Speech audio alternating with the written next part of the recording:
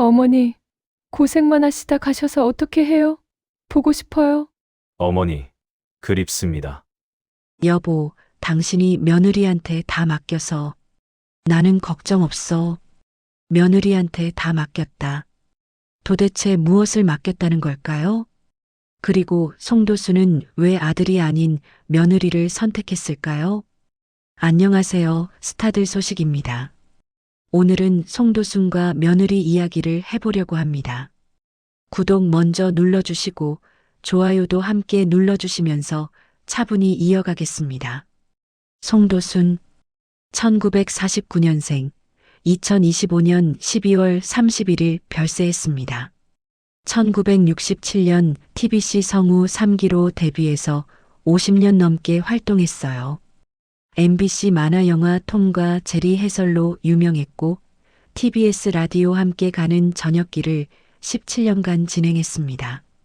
76세까지 현역으로 일했던 사람이에요. 이 정도는 이미 많은 분들이 아실 겁니다. 그런데 송도순이라는 사람의 사생활은 어땠을까요? 목소리는 매일 들렸지만 정작 이 사람이 어떻게 살았는지는 잘 알려지지 않았어요. 송도순은 말이 많은 직업을 가졌지만 삶은 조용했던 사람이었습니다. 예능 프로그램 출연도 많지 않았어요. 2000년대 들어서 세바퀴, 공감 토크쇼 놀러와 육시, 내 고향 같은 프로그램에 가끔 얼굴을 비췄지만 그게 전부였죠. 인터뷰를 해도 주로 일 이야기만 했습니다. 가족 이야기는 거의 하지 않았어요. 성우로서의 경력, 작품 이야기, 후배들 이야기, 그런 것들만 말했죠.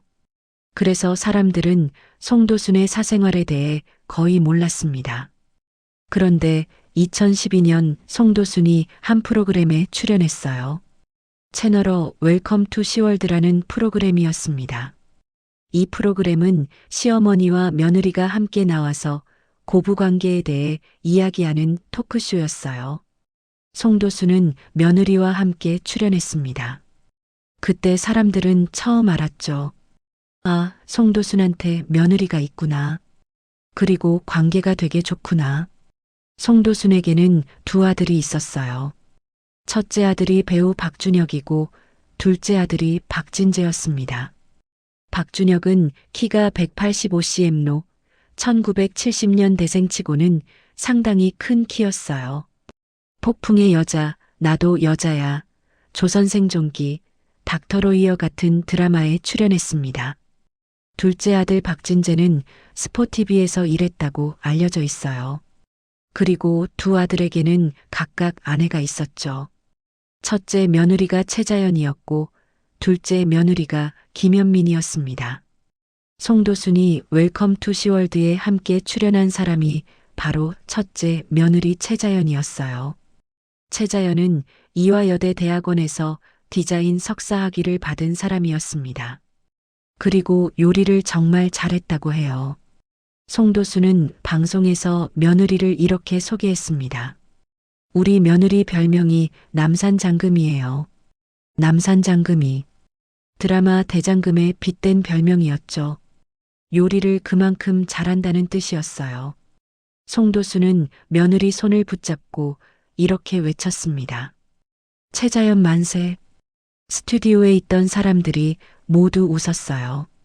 시어머니가 며느리 손을 붙잡고 만세를 부르는 모습, 흔한 풍경은 아니었거든요. 송도순은 계속 말했습니다. 며느리가 들어오고 집 분위기가 완전히 바뀌었어요. 며느리 덕분에 나도 집밥을 먹게 됐어요. 시청자들은 이 모습을 보면서 부러워했습니다. 저런 고부관계도 있구나. 며느리를 저렇게 아끼다니. 그런데 방송에서 송도순은 솔직한 이야기도 했어요. 며느리에게 차를 선물했는데 며느리가 상의 없이 그 차를 팔아버린 일이 있었대요. 송도순은 그때 서운했다고 했습니다. 그래서 며느리한테 이렇게 말했다고 해요. 그 차 내 멋대로 안 팔았으면 더 좋은 차 사줬을 텐데. 쌤통이다. 그랬더니 신기하게도 앙금이 풀렸대요. 며느리 최자연도 방송에서 말했습니다. 당시 생각이 짧아서 시어머니가 선물해 주신 차를 임의로 팔았어요. 어떻게 보면 굉장히 큰 일인데 방송 중에 그 이야기가 나와서 토크로 풀었어요. 서로 가지고 있는 생각이 다른데 방송을 통해서 그런 생각을 나눌 수 있다는 점이 좋은 것 같아요. 두 사람은 서로의 생각을 숨기지 않고 이야기했어요. 그게 관계를 더 좋게 만든 것 같았죠. 송도수는 며느리를 정말 아꼈던 것 같습니다. 2014년 방송에서는 이런 말까지 했어요. 유산을 전부 며느리에게 줄 거예요. 이 말을 들은 사람들은 놀랐습니다. 아들이 둘이나 있는데 며느리한테 유산을 전부 준다고? 왜 그런 선택을 했을까요? 송도수는 그 이유를 직접 설명하지 않았어요. 다만 며느리에 대한 애정을 계속 표현했을 뿐이죠.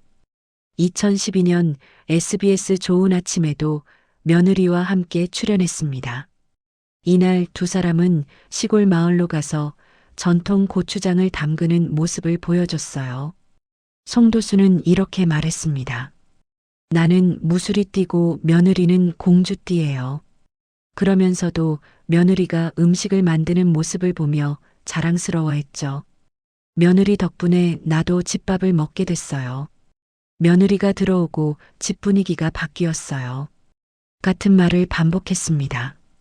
그만큼 진심이었던 거겠죠. 며느리 최자연도 송도순을 잘 따랐던 것 같아요. 2020년 MBN 속풀이쇼 동치미에 출연해서 시댁 이야기를 했는데 시어머니인 송도순에 대해서는 좋은 말만 했어요. 우리 시어머니는 정말 쿨하세요. 분가 이후 시어머니는 우리 집에 10번도 안 오셨어요. 며느리 입장에서 이건 고마운 일이죠. 시어머니가 자주 찾아오지 않으니까요. 최자연은 계속 말했습니다. 문제는 시아버지예요. 시아버지, 그러니까 송도순의 남편은 손녀를 정말 좋아했대요. 분가한 후에도 거의 매일 손녀를 보러 왔다고 합니다.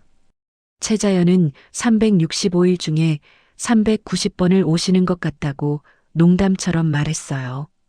그러면서 이런 일화를 소개했습니다. 아이의 돌잔치를 안 하는 대신 괌 여행을 가기로 했대요. 그런데 시아버지한테서 전화가 왔다고 해요. 회사 근처 카페에서 만났는데 시아버지가 이렇게 말했답니다. 아이를 데리고 여행은 안 된다. 비행기는 너무 위험하다. 떨어지면 어떻게 하니? 너희들끼리 가라. 손녀를 데리고 가면 나는 삭발을 강행하겠다.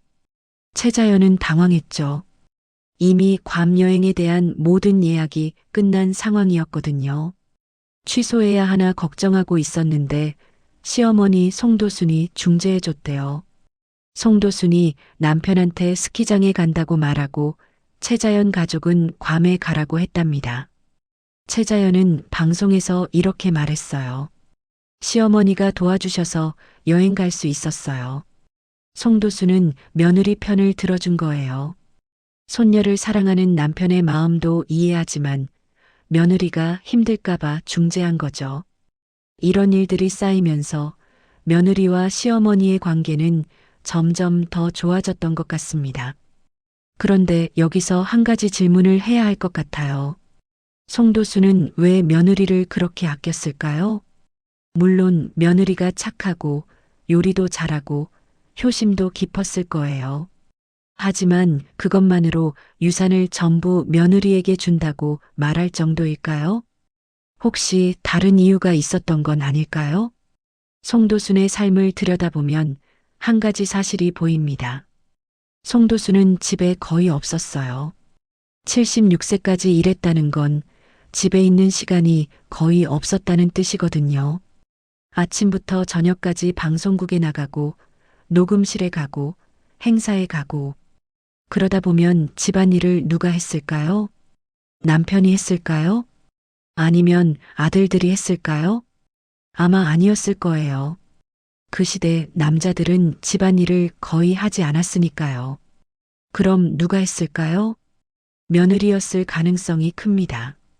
송도순이 일하러 나간 사이 며느리가 집을 지켰을 거예요. 시아버지를 챙기고 손주를 돌보고 집안일을 하고 송도순은 그걸 알았을 겁니다. 내가 일할 수 있는 건 며느리가 집을 지켜줬기 때문이다. 그래서 고마웠던 거겠죠. 그리고 그 고마움을 유산을 전부 며느리에게 준다는 말로 표현한 거예요. 물론 이건 추측입니다. 송도순이 직접 그렇게 말한 건 아니니까요. 하지만 상황을 보면 충분히 가능한 이야기죠. 송도순은 2011년 방송에서 이런 말을 한 적이 있어요. 9년간 반신불수가 되신 시아버님을 모셨어요. 9년. 그 긴 시간 동안 시아버지를 간병했다는 뜻이에요. 간병은 정말 힘든 일입니다. 병원비도 많이 들고 시간도 많이 빼앗기고 체력도 소모되죠. 송도수는 그 9년 동안 일도 했어요.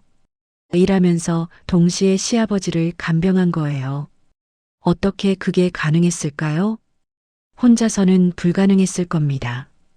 누군가 도와줬을 거예요. 남편도 도왔겠지만 며느리도 분명 도왔을 거예요. 송도수는 그걸 잊지 않았던 것 같아요. 며느리가 없었으면 나는 일을 계속할 수 없었을 거야. 그런 생각을 했을 겁니다. 그래서 며느리를 딸처럼 아꼈고 유산도 며느리한테 주겠다고 한 거겠죠. 송도순의 선택은 어쩌면 당연한 선택이었는지도 모릅니다. 자기를 도와준 사람에게 보답하는 것. 그런데 송도순과 며느리의 관계가 처음부터 완벽했던 건 아니에요. 2012년 웰컴 투 시월드 녹화 중에 며느리 최자연이 울음을 터뜨린 적이 있었다고 합니다. 최자연은 나중에 기자들과의 인터뷰에서 이렇게 말했어요. 방송 도중 운 적이 있어요. 왜 울었을까요? 시어머니한테 서운한 일이 있었던 걸까요? 최자연은 설명했습니다. 시어머니가 선물해 주신 차를 제가 임의로 팔았어요. 굉장히 큰 일인데 방송에서 그 이야기가 나오니까 감정이 복받쳐서 울었던 것 같아요. 송도수는 며느리에게 차를 선물했어요. 그런데 며느리가 그 차를 상의 없이 팔아버렸던 거죠. 송도수는 분명 서운했을 겁니다. 정성껏 선물한 건데 며느리가 마음대로 처분했으니까요. 하지만 송도수는 며느리를 심하게 나무라지 않았어요. 대신 이렇게 말했답니다. 그 차 내 멋대로 안 팔았으면 더 좋은 차 사줬을 텐데. 쌤통이다. 반 농담 같은 말투였죠.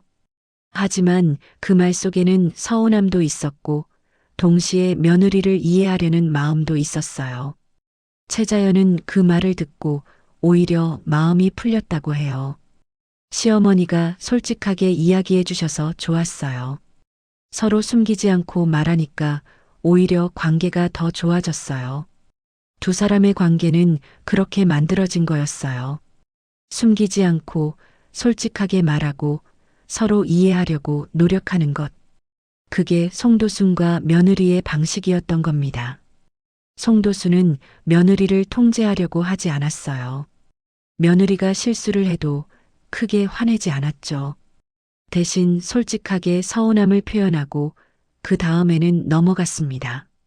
그게 며느리 입장에서는 고마웠을 거예요.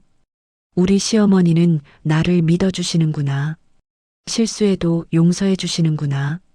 그런 신뢰가 쌓이면서 두 사람의 관계는 점점 더 깊어졌던 것 같아요. 며느리 최자연은 요리를 정말 잘했다고 해요. 송도수는 방송에서 여러 번 이 이야기를 했습니다. 우리 며느리 별명이 남산장금이에요. 며느리 덕분에 나도 집밥을 먹게 됐어요. 송도수는 평생 일하느라 집밥을 제대로 먹지 못했던 것 같아요. 방송국 일은 시간이 불규칙하잖아요. 아침 일찍 나가기도 하고 밤늦게 들어오기도 하고 그러다 보면 제대로 밥을 차려 먹기가 어려워요. 대충 때우거나 밖에서 사 먹거나 그렇게 살았을 겁니다. 그런데 며느리가 집에 들어오면서 집에 밥이 차려지기 시작한 거예요. 송도수는 그게 정말 고마웠던 것 같아요. 며느리가 들어오고 집 분위기가 바뀌었어요. 이 말을 송도수는 여러 번 반복했습니다. 단순히 요리를 잘한다는 게 아니라 집이 집다워졌다는 뜻이었던 거죠. 송도순이 일하러 나가면 집은 텅 비어 있었을 거예요. 남편은 밖에 나가 있고 아들들도 각자 일하러 나가고 그러면 집은 그냥 잠만 자는 공간이 되는 거예요. 하지만 며느리가 있으면 달라지죠. 며느리가 집에서 살림을 하고 밥을 차리고 손주를 돌보면 집이 살아있는 공간이 되는 거예요. 송도수는 그걸 느꼈던 것 같아요. 아, 이제 우리 집이 진짜 집 같구나. 그래서 며느리가 더 고마웠던 거겠죠. 송도순과 며느리는 방송에도 여러 번 함께 출연했어요. 2012년 웰컴 투 시월드 외에도 2012년 SBS 좋은 아침에도 함께 나왔습니다. 이날 두 사람은 시골 마을로 가서 전통 고추장을 담그는 모습을 보여줬어요. 송도수는 이렇게 말했습니다. 나는 무수리띠고 며느리는 공주띠예요. 무수리띠는 뱀띠를 말하는 거고 공주띠는 용띠를 말하는 거예요. 송도수는 자기를 낮추고 며느리를 높이는 말을 했던 거죠. 며느리가 음식을 만드는 모습을 보면서 송도수는 자랑스러워했어요. 우리 며느리 정말 잘하죠? 카메라를 향해 이렇게 말하기도 했답니다. 시청자들은 이 모습을 보면서 부러워했어요. 저런 고부관계는 정말 드물다. 며느리도 복 받았네. 실제로 며느리 최자연은 복을 받은 거 맞아요. 좋은 시어머니를 만난 거니까요. 하지만 송도순도 복을 받은 겁니다. 좋은 며느리를 만났으니까요. 두 사람은 서로에게 복이었던 거죠. 송도수는 며느리에 대한 애정을 숨기지 않았어요. 2014년 방송에서는 이런 말까지 했습니다. 유산을 전부 며느리에게 줄 거예요. 이 말이 방송에 나가자 사람들은 놀랐어요. 아들이 둘이나 있는데 며느리한테 전부 준다고? 하지만 송도수는 진심이었던 것 같아요. 며느리가 자기를 도와줬고 집을 지켜줬고 가족을 돌봐줬으니까요.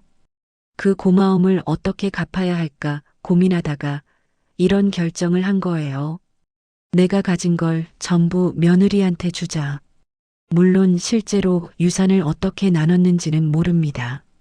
송도순이 돌아가신 후 유산 분배에 대한 정보는 공개되지 않았거든요. 다만 송도순이 생전에 그런 말을 했다는 것만 알려져 있을 뿐이죠. 하지만 중요한 건 송도순이 며느리를 그만큼 아꼈다는 사실이에요. 며느리를 친딸처럼 생각했고 고마워했고 신뢰했다는 거죠. 그리고 그 신뢰는 하루아침에 만들어진 게 아니에요. 오랜 시간 함께 살면서 서로 이해하고 도우면서 쌓인 거예요.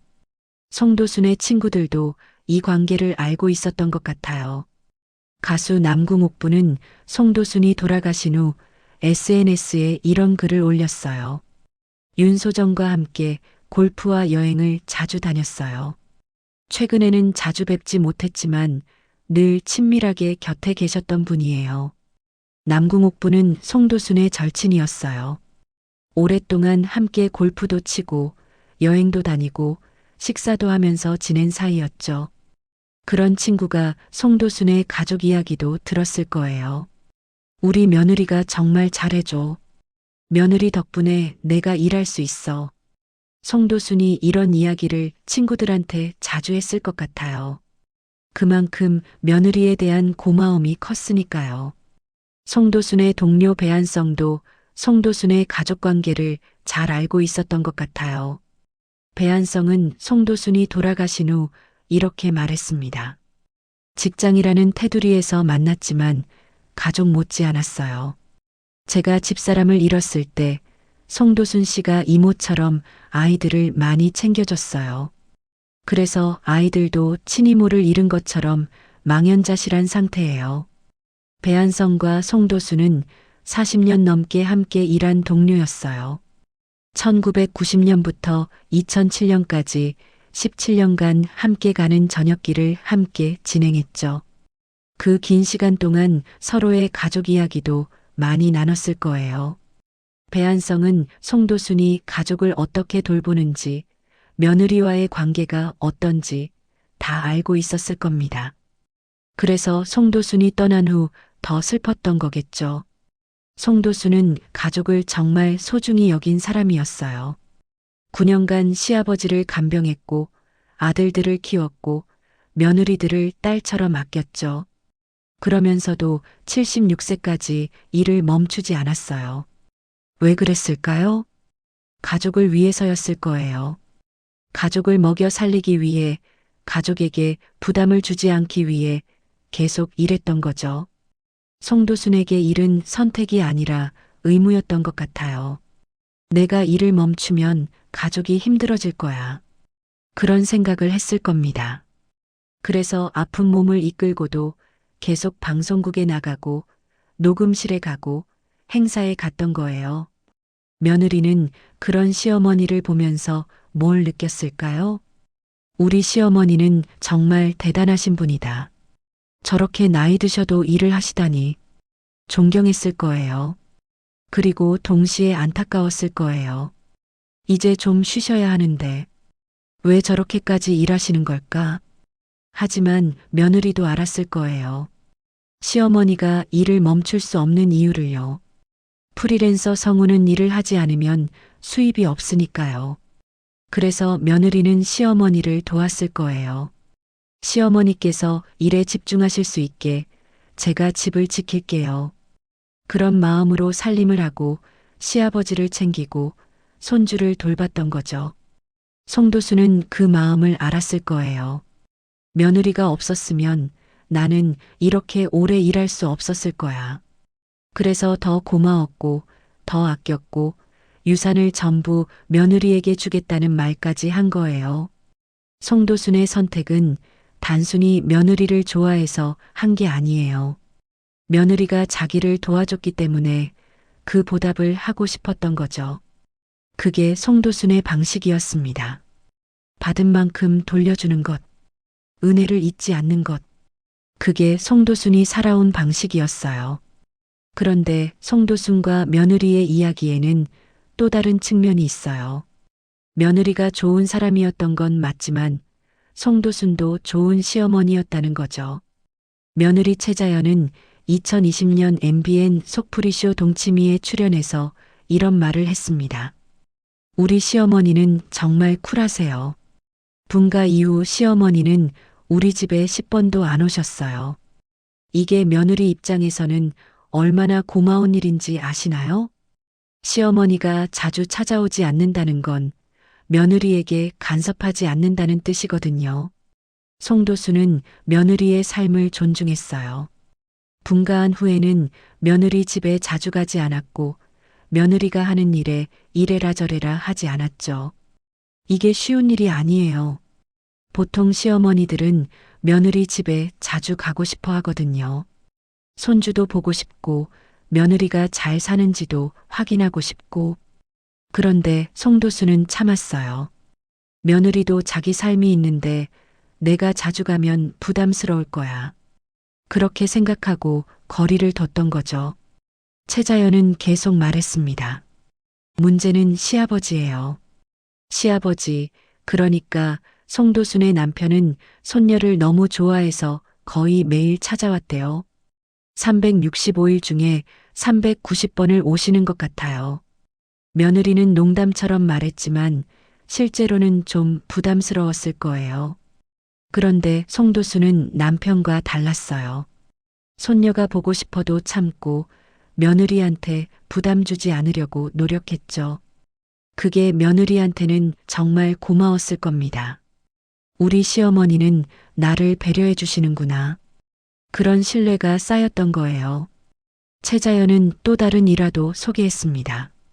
아이의 돌잔치를 안 하는 대신 괌 여행을 가기로 했는데 시아버지가 반대했대요.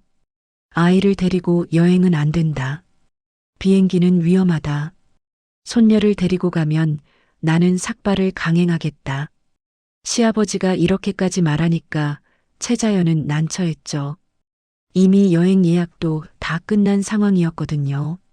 그때 송도순이 중재했어요. 남편한테는 스키장에 간다고 말하고 며느리 가족은 괌에 가라고 했답니다. 최자연은 이렇게 말했어요. 시어머니가 도와주셔서 여행 갈 수 있었어요. 송도수는 며느리 편을 들어준 거예요. 남편의 마음도 이해하지만 며느리가 계획한 여행을 못 가게 할 수는 없다고 생각한 거죠. 그래서 남편한테는 거짓말을 하고 며느리는 보냈던 겁니다. 이런 게 좋은 시어머니예요. 며느리를 믿고 며느리 편을 들어주고 며느리가 원하는 대로 살게 해주는 것. 송도수는 그런 시어머니였던 거예요. 송도수는 며느리한테 간섭하지 않았지만 필요할 때는 도와줬어요. 2012년 SBS 좋은 아침에 함께 출연해서 고추장을 담글 때도 그랬죠. 송도수는 며느리 옆에서 조용히 거들었어요.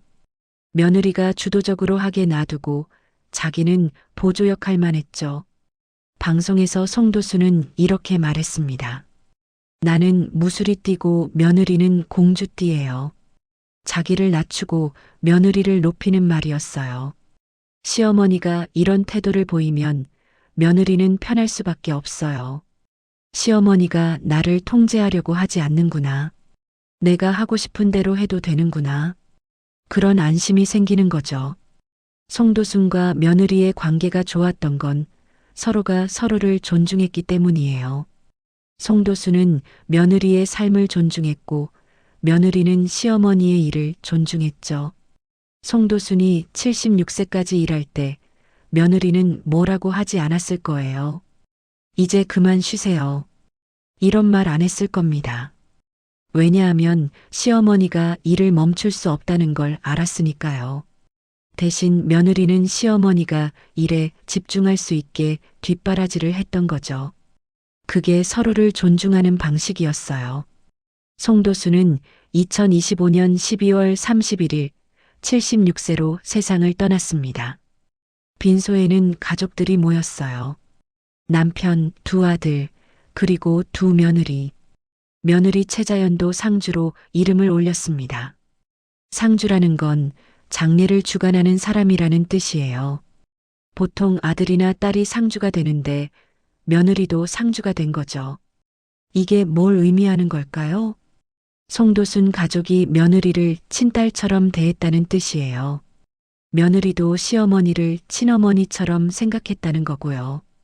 빈소를 찾은 사람들 중에는 송도순과 며느리의 관계를 아는 사람들이 많았을 거예요.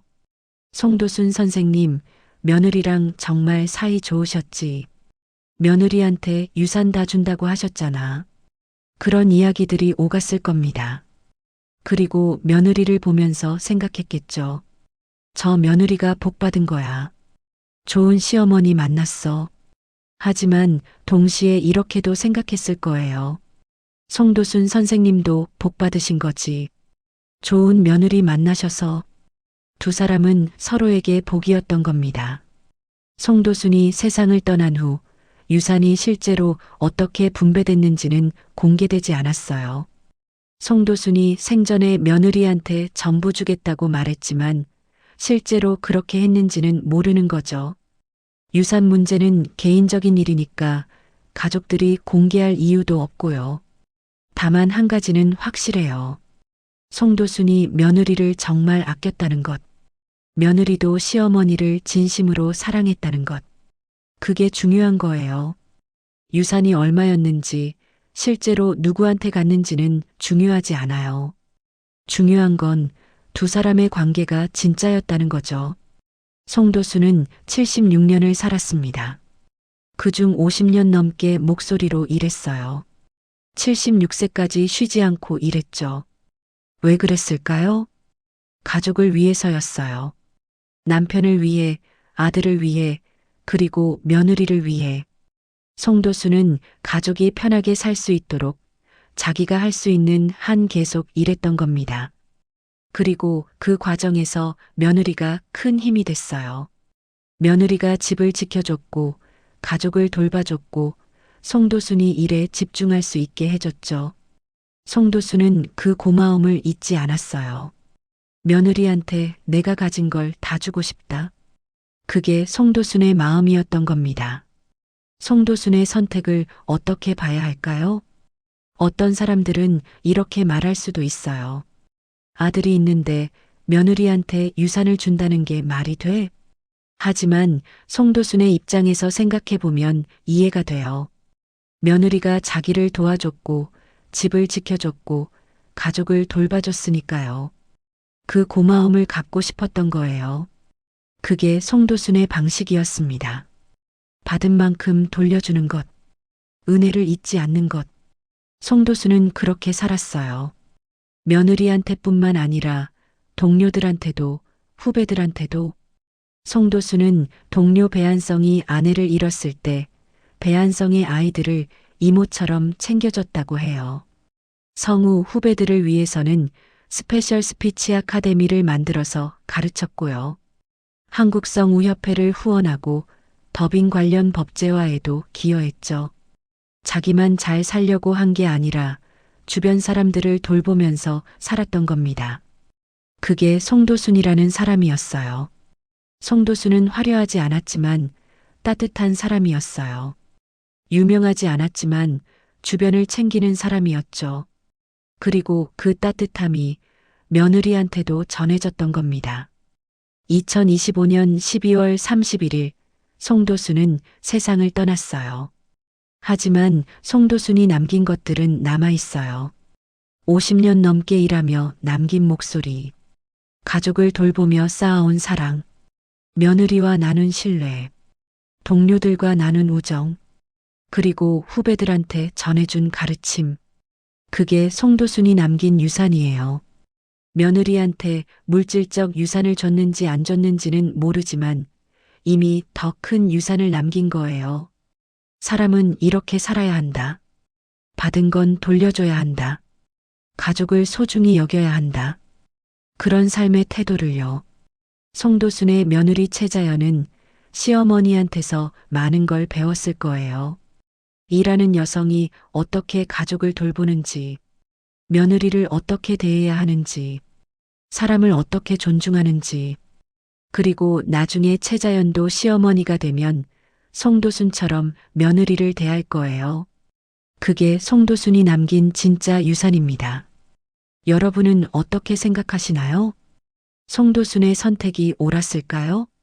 며느리한테 유산을 준다는 게 맞는 걸까요? 정답은 없어요. 각자의 가정마다 상황이 다르니까요. 다만 한 가지는 확실해요. 송도순은 자기 방식대로 자기가 옳다고 믿는 대로 살았다는 것. 그리고 그 삶이 주변 사람들한테 따뜻함을 남겼다는 것. 그게 중요한 거예요. 송도순은 76년을 살았습니다. 그중 50년 넘게 일했고 가족을 돌봤고 며느리를 아꼈어요.